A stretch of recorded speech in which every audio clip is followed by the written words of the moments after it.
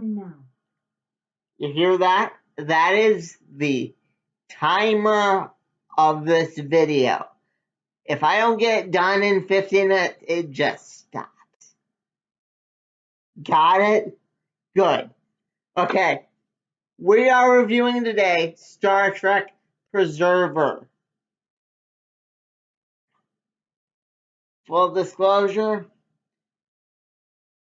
it was an abridged recording for what that's worth. I enjoyed it enough that I'm thinking about picking up the actual physical book.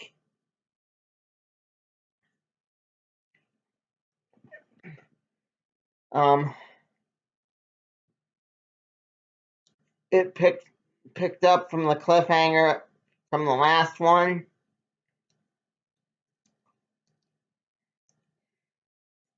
But surprisingly, we don't really get an answer as to who created those kids from the last one. I'm just gonna play it like you already know what I'm talking about, because that's what this book, I was gonna say these books, implying the whole series does it, but this book in particular does to its audience. If you don't know Star Trek, in this one especially, if you don't know that all the species in Star Trek come from one master species, you won't really understand who the villains are, because it's those guys. It's like, for the most part, they're like the Watchers, and they really don't do much in the regular series, but all of a sudden, both in this and in Star Trek Discovery, they all of a sudden want them to do more. You find out that they are the ones that caused the war between the two universes. They are the ones that have made James T. Kirk the hero he is. They are the ones that caused the rift, which, by the way, my theory could still hold true. It could still be a piece of the Nexus. The Nexus could operate like a Speed Force type deal. But that's just my theory. We don't have time for that right now. What we do have time for is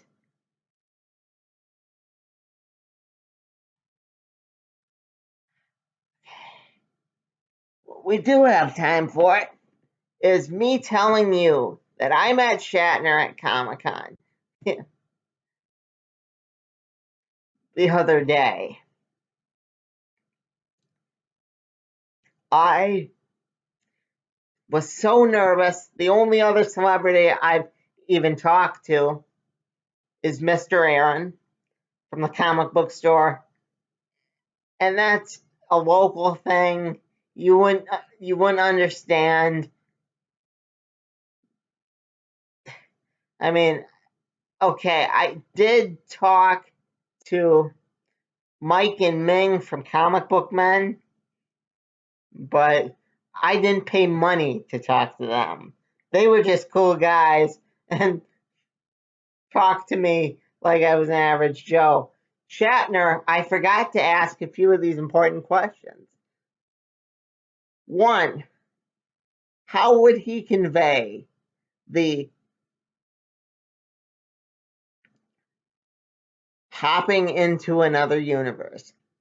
How would he have Leonard Nimoy's Spock in this book?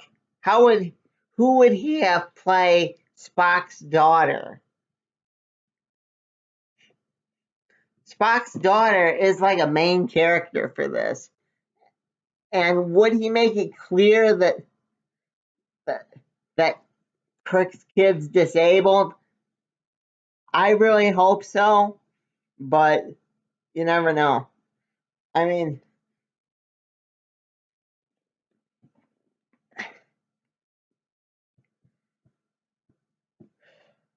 who would play Commander Radisson? Radisson in this is kind of like Amanda Waller, where nobody knows what her real agenda is, but with Radisson, nobody knows what she even really looks like, because she has the opportunity to be a troll and hide behind a hologram of all things. She could have sent the kids to poison Taylani and Kirk's unborn child. We don't know. They don't make that clear. If they did explain it, I missed it. But that whole thing that I thought was going to be rough, bringing it to the regular screen, if they ever do, is kind of just bypassed. And when it is addressed, Tiberius is like, I didn't do that. And then Kirk's like, what do you mean? And then he's like, I didn't do that. And he's like, okay. And that's pretty much the whole conversation. He explains how the kids are cloned and how he got rid of the important characters in his universe, and a whole thing about that. But as for explaining why this kid attacked Taylani, they don't do that in this book. They get rid of Taylani right away. Shatner knew his limitations and overcame them. And he knew that he wasn't writing Taylani with the same justice as she deserved. Or at least that's the way I read it. But it will be interesting to see in the next book, Captain's Peril, how James T. Kirk will approach being a single father. Will he still be under the radar? Will we find out more about the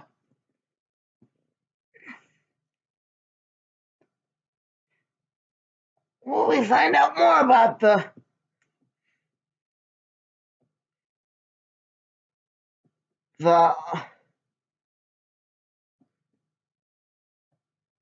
Mirror Universe war plot to assassinate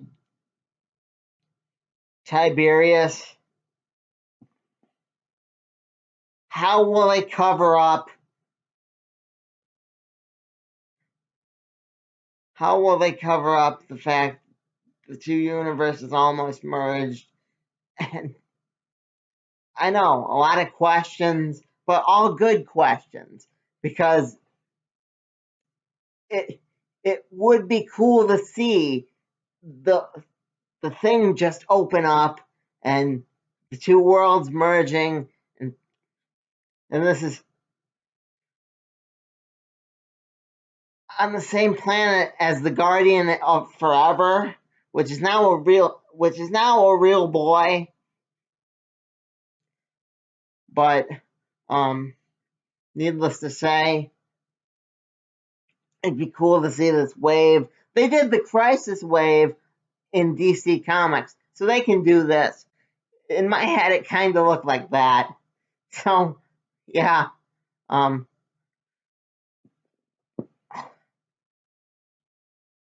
made me curious to see where the rest of it goes. And I know that I only have 3 books to go. It was only a 9-book thing. So whatever he's going to do, he's going to wrap up pretty damn quick. Excuse my language. A tiny bit amazed that Mr. Shatner managed to pull that off. And if you do end up watching this, sir, it was truly a pleasure meeting you. But I would like some of my questions answered. Like,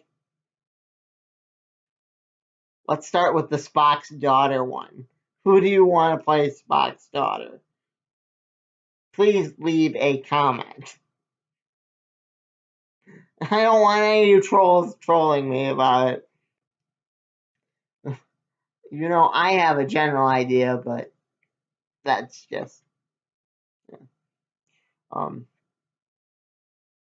I was glad to see Taylani go.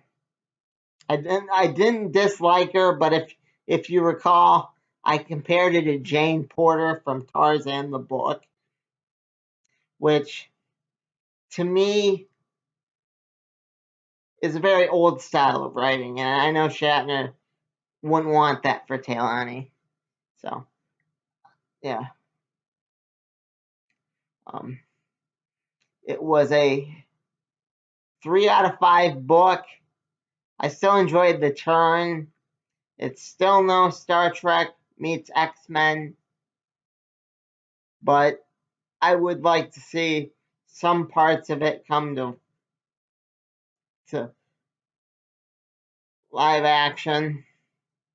It didn't have a lot of Sulu, which, if you're going to do Star Trek, at some point you got to do Sulu. At some point you got to do Seven of Nine. If you're going to have Janeway, and of course you have to do Commander Sisko, which I hope he does all of those in the upcoming books I intend to read. Which, the next one, as I mentioned, is Captain's Peril, then Captain's Blood, then the last one. I forget what it's called. So, I swear I'm getting back to doing comics. I have a Spawn review to post. Long story short, Spawn felt like the Dark Tower. I got to review the Dark Tower at some point, and Wizards of Mickey too. So, if you liked this review and agree with some of my opinions, especially if you're an old Trekkie,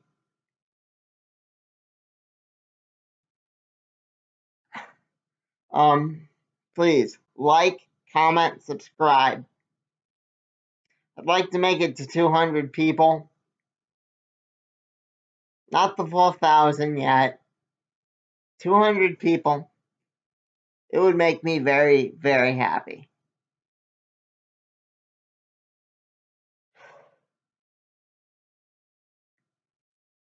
I'm Bob. This is The Other World According to Bob. Let's see what Ryan wanted. Bob out.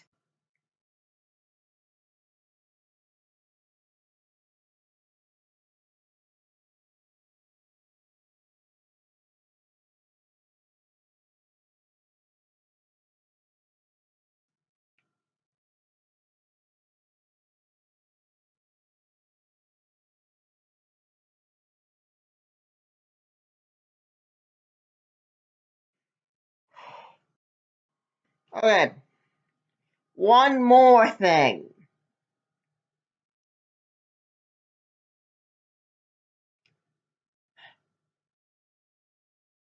You are able to pick up the following book as a traditional hardcover book.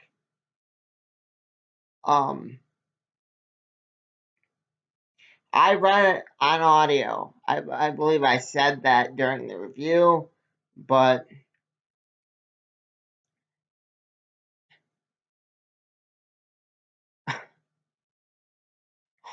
yeah.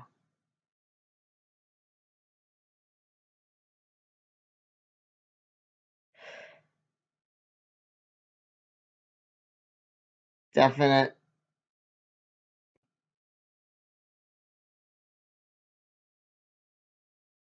a good book. So, yeah,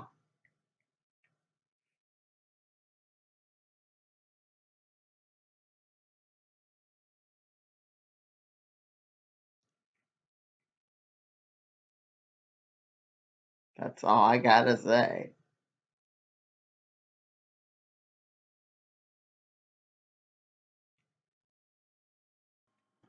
Bob here. Forgot something. What I have to tell you, my friends, is quite simple. The name of the bad guys were the preservers.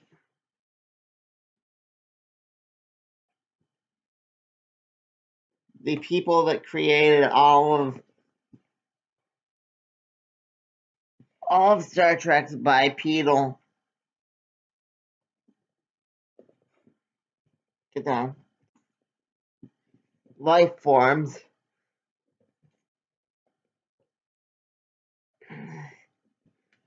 were called the preservers. And even though it's been a couple days and I've started on the next one, I have kind of forgotten about this particular how they got out of the Muir universe and stop the bad guys.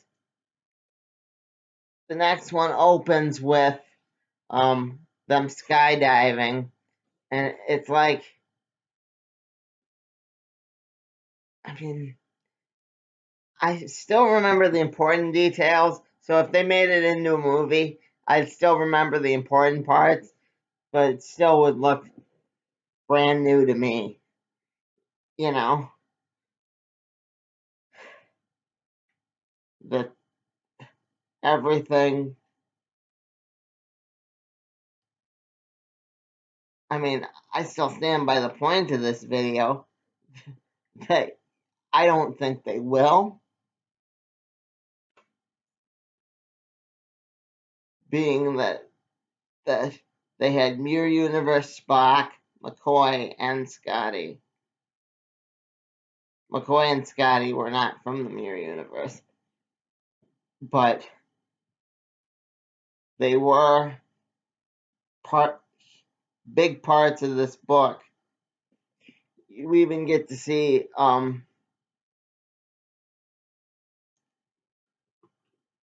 in this part of the story, you get to see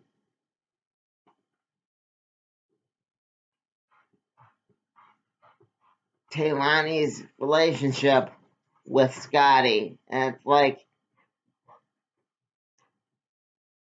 it's very cute how she can make him say anything. And Dr. Andrea Mbenga, which is the granddaughter of Mbenga. Yes, Mbenga from Strange New Worlds, which just leads me with another question. How are they going to give a character a granddaughter when his daughter was stuck in the pattern buffer? And she got out and is now traveling the stars. I mean, this book would rewrite most of Strange New Worlds, or they'd be forced to admit that it was part of the Kelvin timeline. That is my opinion. That is basically what I was saying in the whole video. I mean, I can see why that'd be controversial, but I stand by it. I'd love to see I'm going to repeat myself again. I'd love to see it put to film if the Section 31 movie turns out half as good as the Section 31 in this book, like how they have more advanced holodeck technology, how, like I say in the video, the one character can just change her appearance. Nobody knows what this admiral actually looks like, Admiral Radisson, because the technology she has, not the whole future, because she's keeping it secret, but needless to say, that technology is that good. You know, it's if they had a moon base on Venus, good.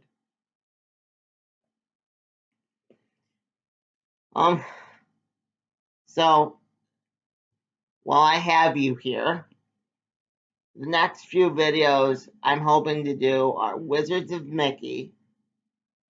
We're gonna do something with Spawn, and maybe some Hellboy. If that appeals to you, please enjoy the ride. I've been Bob. This has been The Other World According to Bob, and this time for real, Bob out. Shit, where's the mouse? What?